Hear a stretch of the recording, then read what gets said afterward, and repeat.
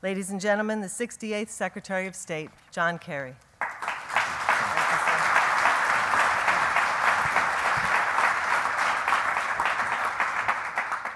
Roberta, thank you very, very much. Buenos dias, bom dia, bonjour, welcome. Very, very happy to have all of you here at this important conference of the Council of Americas. I'm delighted to be here with John Negroponte and company. I think John is living here still, but we're pleased to have him here. And I've always benefited from his counsel when I was in the Senate, and I benefit from it now. I want to thank Roberta. I think all of you will agree that she's done an extraordinary job, and I want to thank the Council, actually, for hosting us. It's a privilege for me to be able to join you at an extraordinary moment of both promise and challenge in the Americas. Roberta has been our point person on a lot of this. I think you'll all agree that she has led our engagement in the hemisphere with enormous skill, speaking out forcefully on democracy, on freedom of expression, human rights.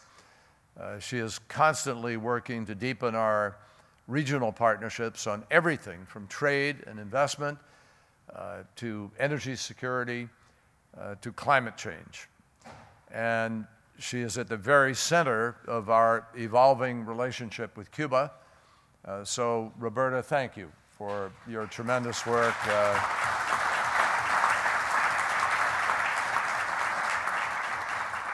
And don't rest on your laurels. We got a lot of work to do. This morning, I'm not going to mince words. This is an audience of experts. And I look around, I see a lot of people I know and recognize. As Roberta mentioned to you a moment ago, we've just returned from the 7th Summit of the Americas, but in some ways the first.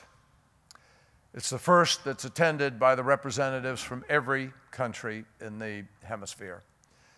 A summit with greater participation by civil society and a robust private sector dialogue that many of you contributed to. So that's different, and it's a reflection of the transformation taking place. It is, in fact, a transformative moment for the Americas, and we are determined to deliver on the strategic and historic opportunities that together we can create. The policy of the United States is clear. As President Obama said in Panama, and I quote him, "When I came to my first summit of the Americas 6 years ago, I promised to begin a new chapter of engagement in this region. I believed that our nations had to break free from the old arguments, the old grievances that had too often trapped us in the past, that we had a shared responsibility to look to the future and to think and act in fresh ways. I pledged to build a new era of cooperation between our countries as equal partners based on mutual interest and mutual respect." I think there can be no doubt, I, John Kerry, think that there can be no doubt that under President Obama's leadership, the United States is meeting that commitment, and not solely because of our new policy towards Cuba. Earlier this year, the administration asked Congress to approve a $1 billion program to support our neighbors in Central America and to address the region's interlocking security, governance, and economic challenges.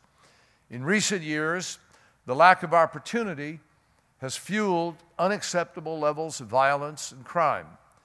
An estimated 6 million young Central Americans will enter the workforce just in the next decade.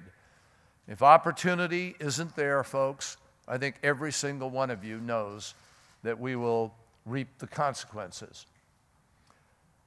The message about these consequences and about these possibilities was at the heart of what President Obama said in Panama. And it is reflected in the attitudes of people from every part of our hemisphere today. Although there remain a few who seem frozen in the amber of past arguments, discredited economic theories, and obsolete chauvinism, the vast majority of people from this hemisphere care much less about what was than about what is and what can be in the future.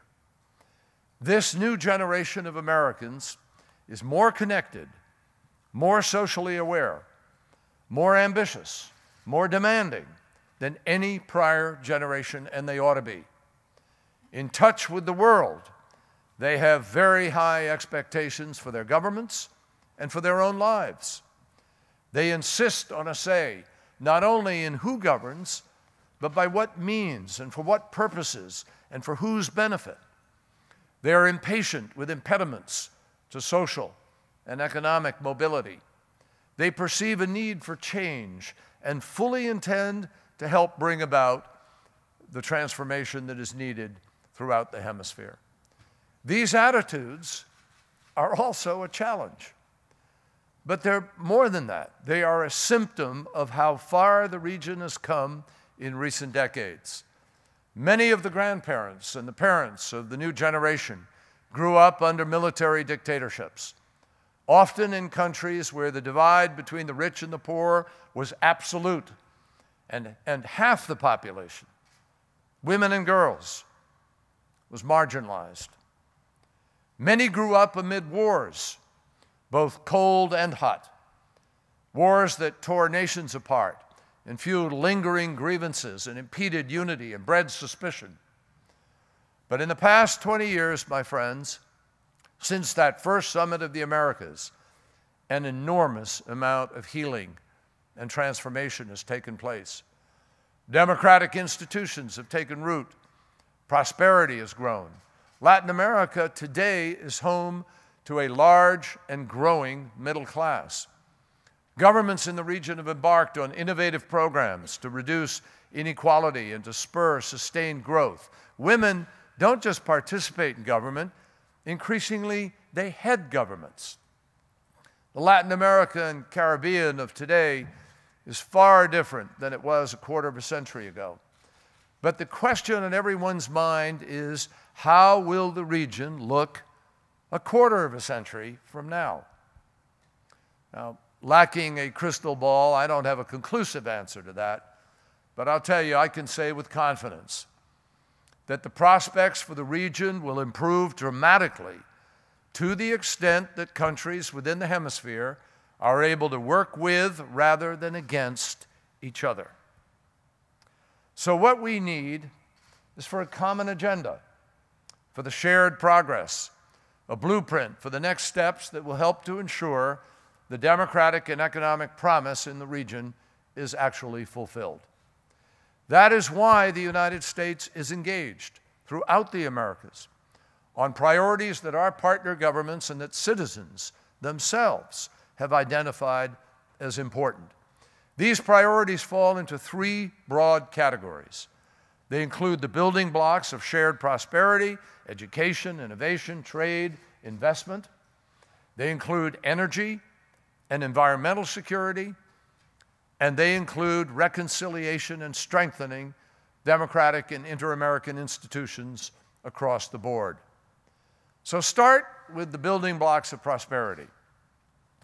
The opening clause of the Inter-American Democratic Charter reads, "The peoples of the Americas have a right to democracy, and their governments have an obligation to promote and defend it." And it continues, "Democracy is essential for the social, political, and economic development of the peoples of the Americas."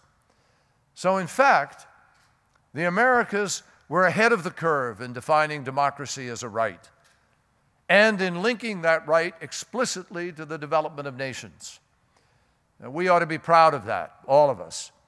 This is a region that has successfully and peacefully moved from authoritarian to democratic governments, from closed to open economies, from isolation to integration. And the challenge now is to complete that set of transitions, to sustain what we achieve and make our democratic institutions resilient against threats. To succeed, we must do more to empower the people of our hemisphere with education, technology, open governance, and innovation. And that is exactly what we're trying to do. At the 2009 Summit of the Americas, the United States launched our Scholarships for Education and Economic Development program, which provided $50 million for 1,300 students from Latin American and Caribbean area to get vocational training in the United States. President Obama's 100,000 Strong in the Americas initiative builds on that effort. And frankly, the results speak for themselves. Already more than 72,000 students are coming to the United States each year from Latin America and the Caribbean, and nearly 47,000 U.S. students benefit from studying beyond our borders, but within the region. Since President Obama first announced the 100,000 Strong initiative in 2011, the student exchange figures are up 13% for U.S. students to the region and 12% for students from the region to the United States. Students like Natasha Moscoa from Costa Rica and Day Moore from Connecticut started a joint venture to empower women entrepreneurs. Students like Luis Santiago from the Dominican Republic studied in Chicago and then returned home to promote innovation in his home community. Their experience is precisely why the United States is not just continuing the 100,000 Strong initiative in the Americas, we're expanding it. We've already raised millions of dollars from the private sector for the Innovation Fund, which awards grants to universities to promote study abroad programs between the United States and other countries in the Western Hemisphere. And some of the companies represented in this room have been early adopters and supported this particular effort. Why? Because you, those companies, are seeing how these partnerships create new exchange programs for students that can have a transformative impact and build the workforce that you, those companies, need in the 21st century. It works that way. It's a pretty simple proposition. But sometimes the simple takes a while to adopt, notwithstanding the extraordinary effects it can have. We're also laying the foundation for creating the jobs of the future. In Latin America and the Caribbean, as in the United States and Canada, more than half of new jobs are created by small and medium-sized businesses. So if our goal is to reduce poverty, which it is, to further expand the middle class, which it is, to help families build a better life for their children, which it is, to offer the alternatives to crime and violence, narcotics, and so forth, the answer is pretty simple. We need to not only educate, we need to innovate. And that means doing more to help small businesses promote jobs and tap into the global economy. I used to be chairman of the Small Business Committee in the United States Senate, and I learned to my amazement how much there is that one can do to help a small businessman or woman actually access a global market, even though they may be working out of their back door or back room or their garage if they're lucky to have one. There are all kinds of ways to grow. The fact is, we can never do too much to promote innovation. And that's why President Obama launched the Small Business Network of the Americas to connect thousands of centers across the hemisphere and to help entrepreneurs be able to get the training, the counseling, and the support that they need to enter these new markets. And certainly, one of the smartest investments that we can make is in the promise and the potential of women and girls. I see this all over the world. Afghanistan is a stunning example of a transformation of recent time. No country can get ahead if it leaves half its people behind. No team can win a game with half the team on the bench. It doesn't work. No economy could thrive when women are not given a seat at the table. And it's clear from all the evidence that every time women are and girls given the opportunity to be able to participate and take part, it changes and transforms, it stabilizes, it's opened up the possibilities of democracy, and often peace. That's why President Obama launched the Women's Entrepreneurship in the Americas Initiative, to give women and girls the training and tools that they need to become the next presidents, CEOs, and entrepreneurs in their communities. And that brings me to the issue of trade and investment. In the past 2 decades, NAFTA has helped to make North America one of the most competitive regions in the world. I was in the Senate then. I remember that debate. I voted for NAFTA. It was a very difficult political issue, and trade remains a difficult political issue. But I am convinced it made a difference for the positive. Our free trade agreements with 12 countries from Canada to Chile have expanded economic opportunity for millions, there and here. Pacific Alliance countries are pursuing the vision of a more fully integrated and open Latin America. We're working now with the 4 other countries in this hemisphere on a high-standard trans-Pacific partnership. And I am very happy to see Trade Promotion Authority beginning its journey through Congress in preparation for that agreement. TPP will build prosperity throughout the region, and it will do so based on shared principles. This is not just a technical trade agreement. It's a strategic opportunity to be able to raise standards, to be able to put our values into a trade agreement itself, and we need to seize it. Another path to shared progress can be found through joint action on clean energy and climate change. Now, while many of the hemisphere's largest countries are global energy producers, many of the smaller ones are bearing the biggest burden when it comes to extreme weather events, like hurricanes, tropical storms. Nobody in the scientific community debates that the intensity and frequency has risen. Nobody in the scientific community really debates seriously the proposition that human beings are contributing to these negative effects. And if you look at the economic costs, it is far, far more expensive to pay for the dislocation, the disruption, for the crises that are coming at us as a consequence of climate change than it is to adjust your energy policies now in order to avoid it. Now, some might shrug their shoulders and say, well, the world's an unfair place. There's nothing to be done about it. Doesn't matter. But let me just tell you something. That is not true. We know exactly what we have to do to deal with this problem. The solution to climate change is staring us in the face. It's energy policy. And if you make the right choices in energy policy, you will not only avoid the worst consequences, guess what? You actually wind up having an enormous positive impact on the economy. This is the biggest marketplace in the history of human beings that is waiting to be tapped. The market that generated enormous wealth for the United States of America in the 1990s, that saw every single quintile of our income earners see their income go up, was a $1 trillion market with 1 billion users.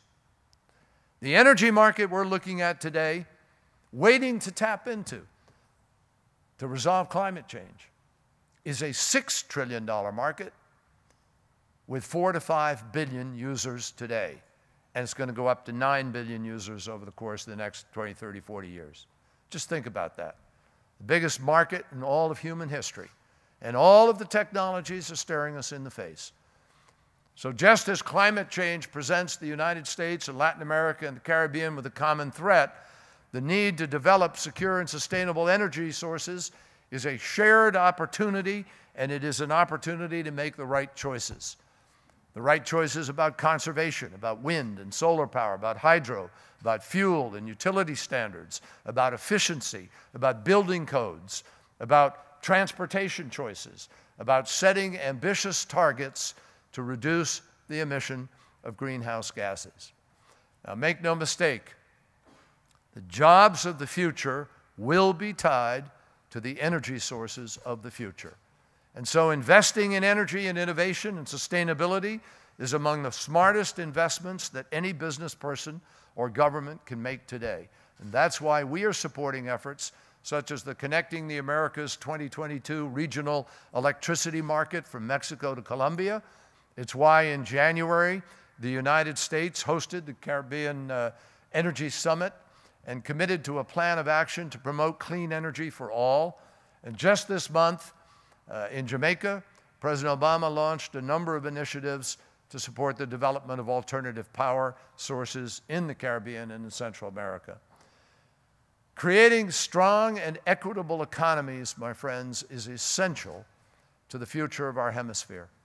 And it is a vital part of the common agenda that we seek. That job will be easier if we are able to remove some of the obstacles to political cooperation that have been holding us back. I've had the opportunity now to visit Colombia twice since becoming secretary. This is a country on the move. It has come an enormous distance in the past couple of decades, and the Colombian people are obviously eager to put past conflicts and divisions behind them. I can remember in the Senate when we debated Plan Colombia, and people had no idea what the outcome would be. They hoped what the outcome would be. And look at what the outcome is. Thanks to the people of Colombia, more than anything else, who made the decision they wanted their future back. That's why President Santos has placed a high priority on negotiating a peaceful end to his government's long-standing civil conflict with the guerrilla group known as FARC. And the United States is fully supportive of this effort. The President has appointed Bernie Aronson, many of you know him, as our current special envoy to help monitor the talks. And we've seen in recent days this effort to establish a lasting peace is obviously not easy, none are. But the government and FARC have been fighting for longer than most Colombians have been alive.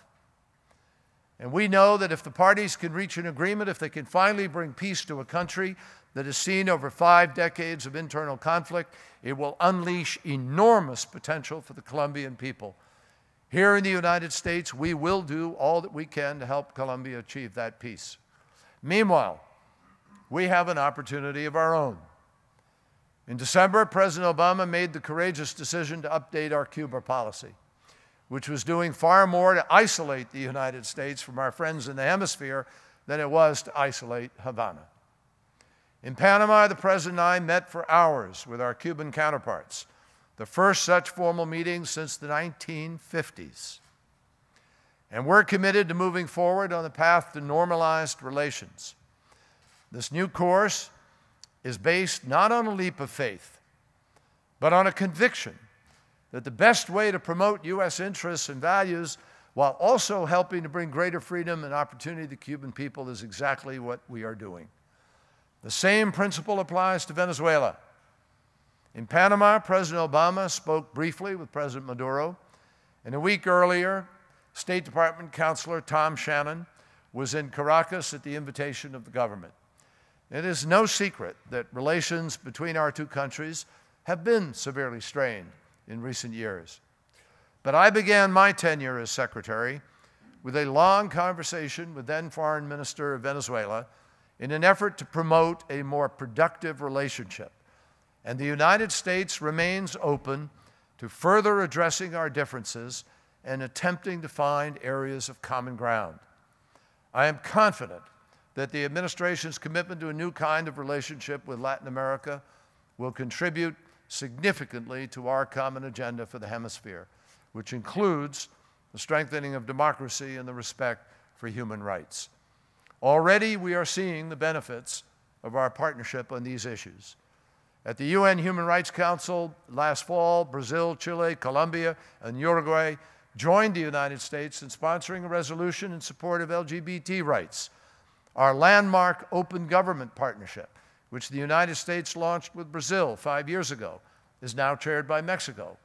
And over the past 3 years, we have worked with partners including Costa Rica, Mexico, Chile, and Jamaica to help strengthen the independent bodies of the Inter-American human rights system. Many of the globe's leading voices for human rights and the rule of law obviously share Spanish as their native tongue. Why does this matter? Well, it matters because countries are far more likely to advance economically and socially when citizens have faith in their governments and are able to rely on them for justice and equal treatment under the law. It matters because young people who have opportunities at home will stay and contribute to their societies instead of leaving in search of better luck elsewhere. It matters because freedom of thought and expression are the keys to innovation, which is how whole new industries begin. It matters because in that most curious of ways, people who are given the liberty to be different are also the ones most likely to unite and band together in the face of shared threats. No one has ever argued that the people of the Americas are all the same. We're not. Differ in history, language, culture, race, creed, and in 100 other ways. But we are all neighbors. We all believe in freedom. We all hope for opportunity.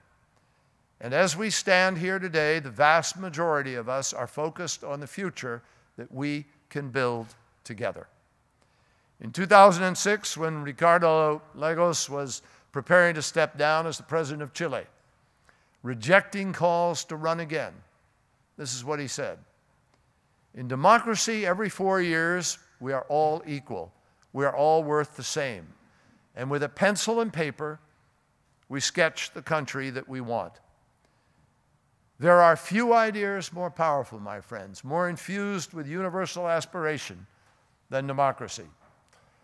But democracy has never been inevitable. It's never happened without great effort. And democracy is in many ways never complete. It is and always will be a work in progress that has to be renewed and revitalized by each generation. To build and defend democracy is our shared mission. And now, more than ever before in my lifetime, the people of the Americas are truly united in that cause. Thank you very much for letting me share some thoughts.